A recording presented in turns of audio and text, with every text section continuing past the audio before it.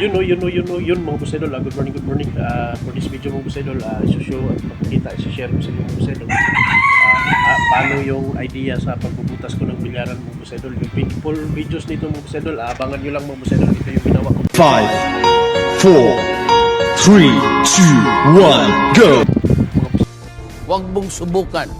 Masisira ang buhay mo. DIY lang mga boss idol. Ito yung diskarte ko sa pagbutas mga boss idol. Kailangan alam mo mga boss idol para madali lang yung trabaho. Yan. Yun o. Yan mga boss idol. Dalawang bula. Susukatin mo lang siya mga boss idol. Napapasok siya dyan mga boss idol. Gamit ka lang na eskwala para eskwalada yung ginawa mo. Yung tsaka ruler na maliit para marking sa isang lapis. Yan. Sana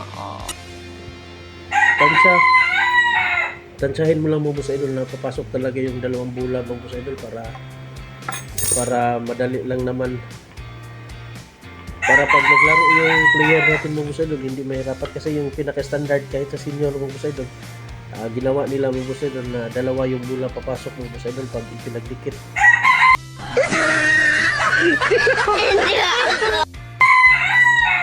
Yun 8.6 talaga pala.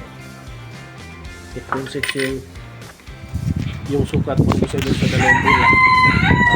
8.6 bawat sa 4.3 mga boss idol yan.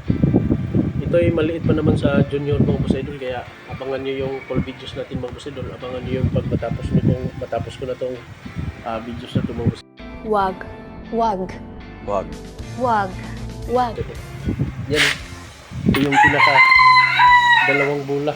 Abangan nyo mga boss idol.